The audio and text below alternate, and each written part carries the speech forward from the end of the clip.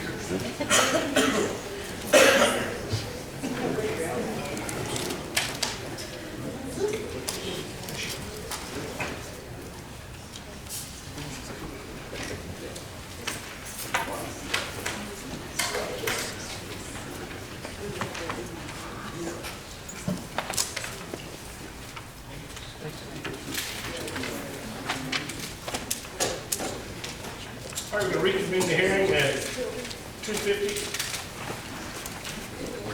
3:50, sorry about that. 3:50. You win.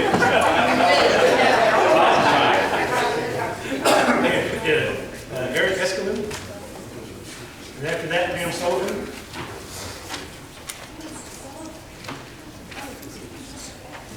President Skipton, members of the board, I thank you for the opportunity to speak to you once again today. My name is Eric Eskelin. I'm a resident of Wood Creek, and I also have the honor of serving the citizenry of Wood Creek as their mayor. But I'm here to speak to you today on behalf of myself as a private citizen.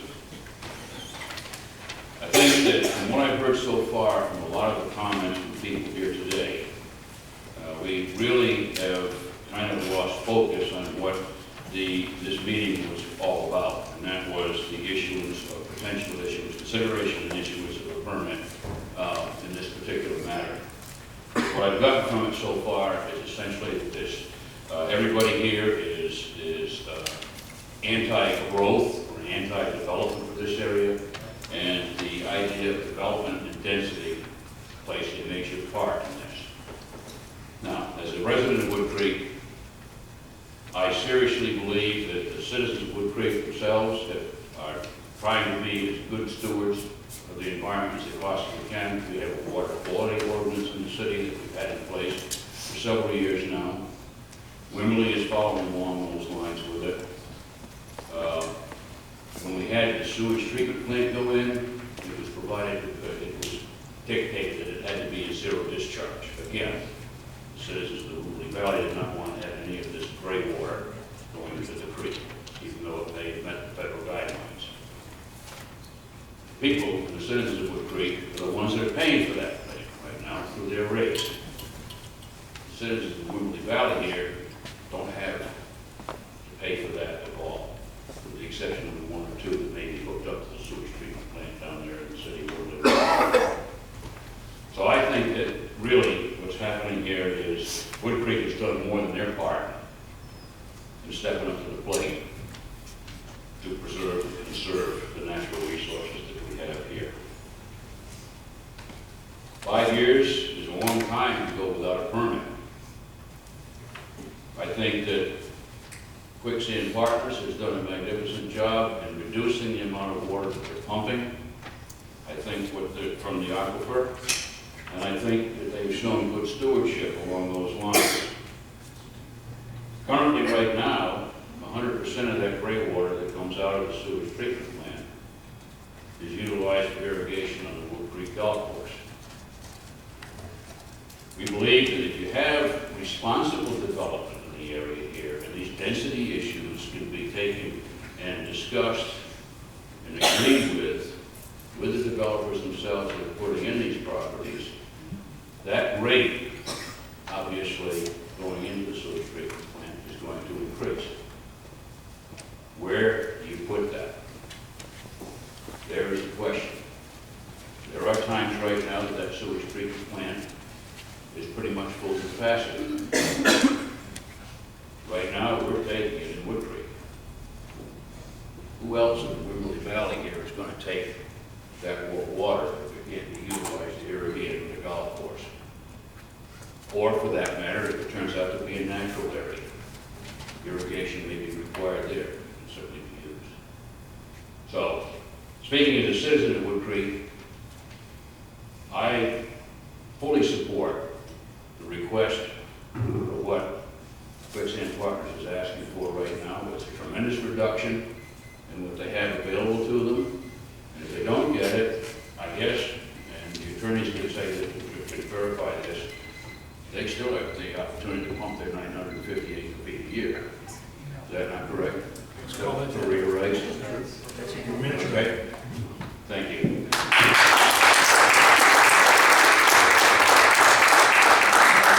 And then J.J. Sweetman. Okay, I'm back. I just have more questions now than answers because of the things that have been brought up on the slides and some of the things that we have here. One of the things that really, I guess we're not talking about a big elephant in the window, and in the litigious world we call it the attractive nuisance. And that would be, you're talking about a golf course, but we're really talking about 1,300 plots of land too, because if you put in a golf course, they will come. There are going to be more people. I did just a short calculation. If you did settle all 1,300 of those little plots and 4 people lived on them, that'd be over 5,200 extra people, and those people would all be flushing the toilet 20,800 times a day. If they all took a shower, it'd be 41,600. More activities with the water, and then over a course of a year, 350 some odd days, that's 15,184,000 uses of water for other things. So the golf course is one thing, but the big elephant in the door right now is, in the room is really what you're going to do after you build a golf course, and I'd like to know more about that. Before you make a decision on a golf course, it's not just a golf course. You're making us all focus on a golf course. But in reality, what's the whole plan for the whole property? And also, what is the conservation plan? I know you all spoke about a conservation plan. I'd like to see it. And I think a lot of people here, if you've got one, I'd like to see it.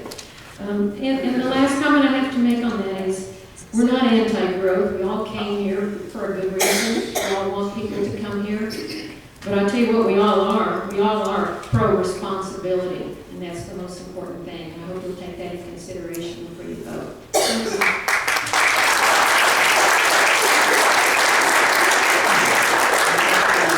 J.J. Alexander.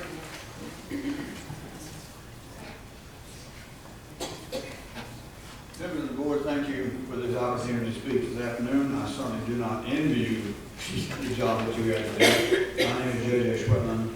I live in Wood Creek, and yes, I am a golfer. I thought the presentation made by Winton and supporting staff was absolutely excellent. I personally have no, resolve or regrets about them asking for a number that I think is very, very minimal to their success. With their success goes the success of Wood Creek, goes the success of the golf. If that is allowed to deteriorate, as was mentioned before, so go our home values, so go Wood Creek. And if not today, then I certainly would consider and wish that you issue their permit in the very near future to keep those values at a level that we consider and would like to have on the table for us. Thank you.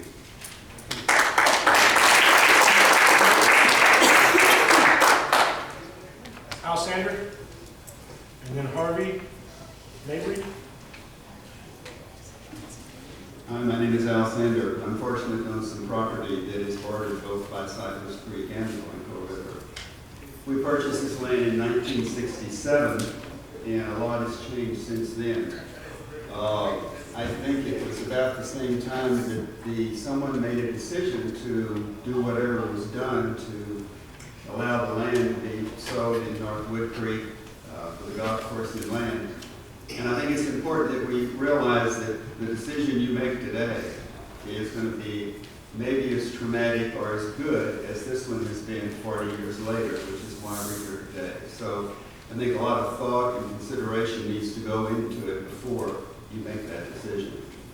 Over the past years, Wimberley and Wood Creek have had severe water use restrictions.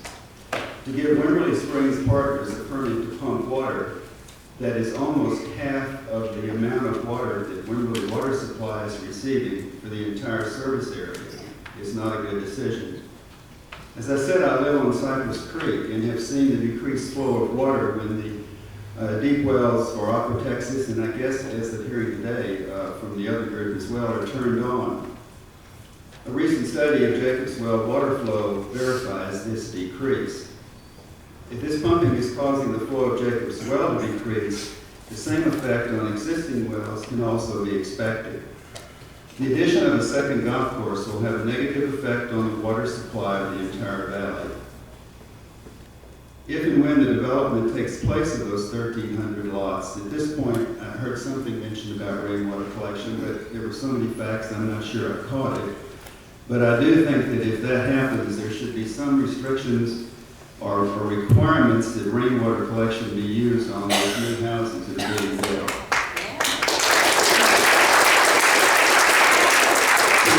To not take precautions at this time to reduce the amount of pumping in the Wimberley Valley will have a terrible effect on the area in the future. And for this reason, I hope you give a lot of considerate thought to what you've heard today, but also the facts that you're hearing. And just from all the numbers I heard today from the geological study or hydrological study, there's a lot of things said in there that I did not pick up on. And it would be nice to be able to study that before decisions made. Thank you.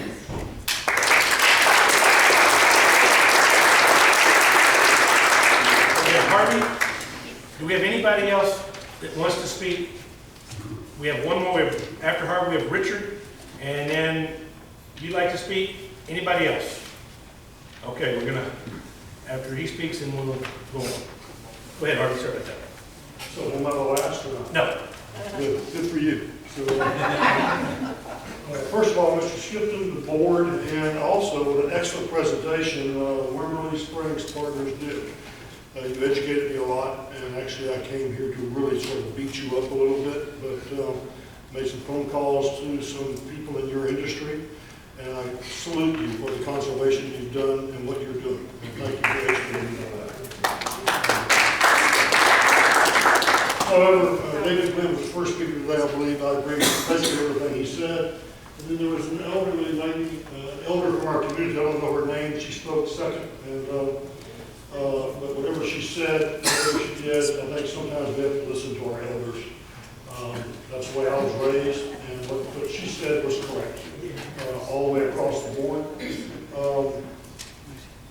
Presentation was good, I already said that.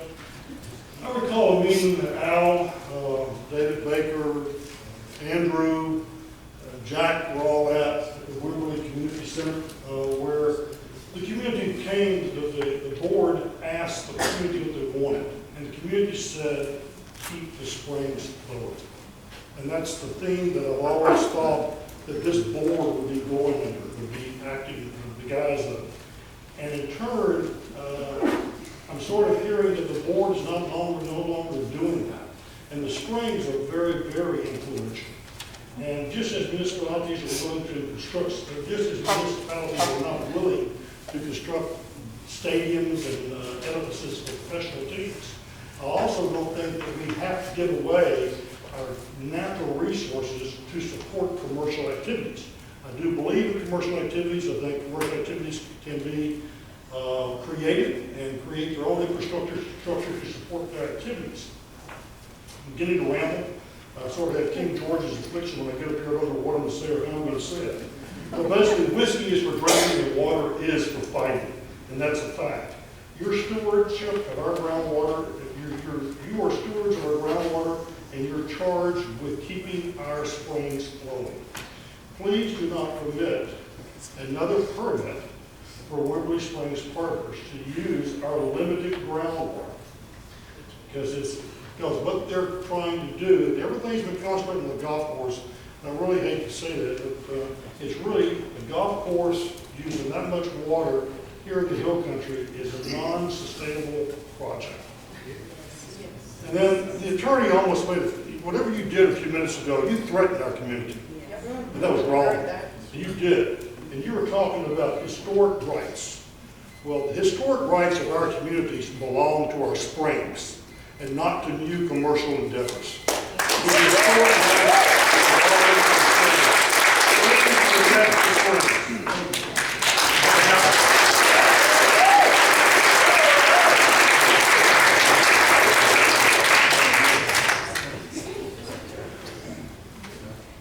Hi, my name is John Cobb. I'd like to heard me speak. I'd like to Green light on? Can you hear me? Yes. My name is John Cobb. I come to a lot of these meetings, and I'd like to say for the record that my father is a politician in Hays County, and I'm not speaking for him. I'm speaking for myself as a private citizen. But one of the things that we do here is I care about Hays County. I care about the community I live in. I grew up here. I have a lot of respect for difference of opinions. And I guess what I really want to say is that there's not one answer to this. You know, as a community, the answer is not groundwater. The answer is not rainwater catchment. The answer is not surface water. It's a combination of all of those things. And until we can be honest with one another and say, you know, it's David, Mr. Baker, excuse me. You and I had this conversation at Wimberley Cafe. I said, you tell me that you're the #1 proponent of surface water in the Wimberley Valley, and I'm going to accuse you of being an anti-growth anymore. But you won't tell me that. You will not tell me that. And it's frustrating to me because the solution is not groundwater, the solution is not rainwater, and the solution is not surface water. It's a combination of all of that. You have two worlds. We have the world that we want, and we have the world that we have. And unfortunately, the world that we want is not available. So let's work with the world we've got. And what I would like this board to talk to whoever they need to talk to and say, look, part of the solution is to bring surface water into the Wimberley Valley. That'll do two things. It'll lend legitimacy to having a reliable water source moving forward. Secondly, it will smoke out who really cares about the springs and who really doesn't care about the springs. They care about growth. And that's important to smoke those people out. Because we bring surface water in, and all the new stuff that comes in, we say one caveat. You want to build a golf course? That's great. You got to pay whoever whatever they want for your water. It's like this hubbub that's happening with LCRA right now.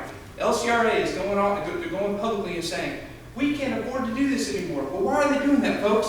Don't be gullible. They're doing that because the next person that buys those systems will then have the political cover and the legitimacy to say, they couldn't make it work at $1, so we need to charge you $2. Wake up. There's not one solution. And let's work together and find a way to fix this. The last thing I want to leave you with. Everybody says the population of Texas is going to double in the next 20 years. 2/3 of the state's population live between Dallas, San Antonio, and Houston. The most beautiful, believe me, you've been there. The most beautiful part between Dallas, San Antonio, and Houston is the hill country. That's where they're coming. We need to get ready for it.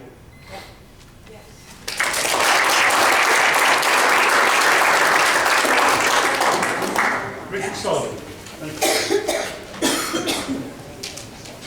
President, Skipton, and members of the board, appreciate the opportunity to talk here today. I'm probably going to be a little contrary to what you've heard earlier. My name is Richard Sullivan. I'm a citizen of Wood Creek Phase 2, otherwise known as Wood Creek North. I live near the dilapidated golf course. I'm not a golfer, but I am a believer in the laws of our state and our country. And I believe that people have a right to invest legally and make money from their investment. I ask you to approve the requested operating permit for Wimberley Springs Partners to produce water from their existing wells and to be used in combination with treated effluent to irrigate and restore their existing Wood Creek Phase 2 golf course. My reason is simple. There's no logical reason not to. You were elected by the people to manage and protect the groundwater of this district, not to legislate or bend with the wind of current emotions. I'm sure you know that many naysayers here today are the result of hall stuffing by some anti-growth organizations. Your decision should be based on the law and whether the water you permit to be pumped is waste or beneficial use. The Texas Water Control Board and the laws of the state of Texas define WSP's requested use as beneficial use. And that is the undeniable truth. WSP intends to use the permitted groundwater to irrigate their golf course and for normal household use. The groundwater will be mixed with 80% treated effluent, and nearly all of that mix will be naturally recycled back to the aquifer. WSP has complied with all the required rules and laws, jumped through all the bureaucratic hoops, and all of the reporting is complete and accurate. I've seen it. The public should understand that the amount of pumping requested is not a maximum, not a typical figure. The amount of rain received any one year will ultimately dictate the amount they will pump. They're not going to pump it just for the hell of it. They're going to pump what they can to do it, but if a drought trigger comes in, they're going to have to reduce it, and thereby protecting the sacred well and the creek. Many in this room were stirred into a frenzy by a couple of exaggerated and often misleading letters recently circulated. One was authored by a well-known no growth group, and the other by, and they, among other things, they accused three of you, AGI and WSP, of collusion by gaming the system, which is an unsupported, exaggerated claim at best, in my opinion, libelous. I hope they will pursue recovery for their damages. In the most recent letter from the Director Baker's own organization, the WPWA, and it's a typical propaganda piece using Jacob's Well and Cypress Creek as red herrings, and it's full of mistakes and misstatements. I'm being kind here. Since nearly all the groundwater used would eventually be recycled back to the aquifer, David's claims are ludicrous. The treated effluent is organic and chock full of nutrients. You may not want to drink it, but it would eliminate the use of chemical fertilizers that might flow into the aquifer and the creek, thereby permanently damaging it. It does not make sense for these groups to accuse and assault you and come before you and ask for relief. You see, they don't expect you to deny the permit. They just want to vent their frustrations with the evolution of population growth in this area, and that growth is coming. Neither they, nor you, nor I can stop that. These anti-pumping activists see the permits as a threat to their way of life, and that is understandable. But their anger is misdirected. They're in the wrong forum. They should be about 40 miles up the road, lobbying the representatives in the legislature. That's about it. Okay, I just want to say this is not easy.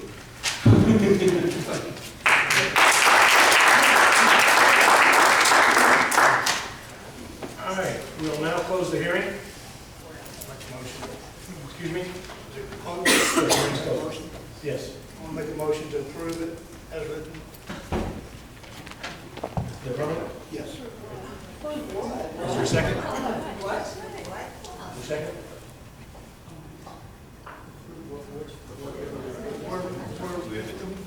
He's making a motion.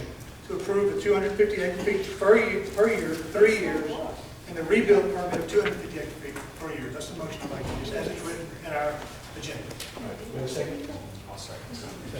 All right, now it's open for discussion.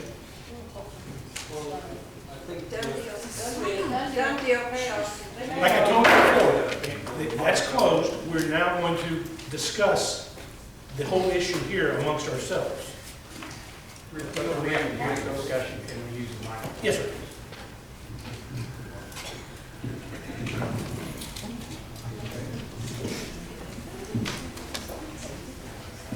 Greg, I think according to our rules, we do need to determine that the application was administratively complete. And one of the requirements under our, I think, Rule 3.21 on operating permits is the applicant shall provide public notice by certified mail, return receipt requested by adjacent landowners within 1/4 mile of the well location. The purpose of the rule is to provide notice to landowners who may be affected by the proposed permit. And as I look at this map and I look at the distance, I know that there are numerous landowners that aren't on the list provided that weren't notified. I know the Watershed Association, Craig Payne, Coleman's, numerous properties within 1/4 mile of the park well that did not receive notice. So that's one technical matter, I think, that, can you address that? Well, I have not reviewed any of the filings that they submitted, so I can't give you an opinion as to whether or not they've met their burden. I'm trusting Rick's assessment of that. My reading of the rule is that they are required to notify adjacent landowners, meaning their land is adjacent to the property where the wells are located, that are within 1/4 mile of where the well is. So if the property has both of those requirements, that it is both adjacent to the property where the well is located and within 1/4 mile of the well, then they should have received notice. We'd have to review the actual receipts that we got back and determine whether or not they received that notice. None of those that I mentioned were on the list. The only ones mentioned were Staten, Nicholas, and Marcy, Frank, Silbrich, Cypress Point property owners, Ronnie White, Toth, and Brent Ray from Aqua, Mr. Romano, and Wimberley Water Resort.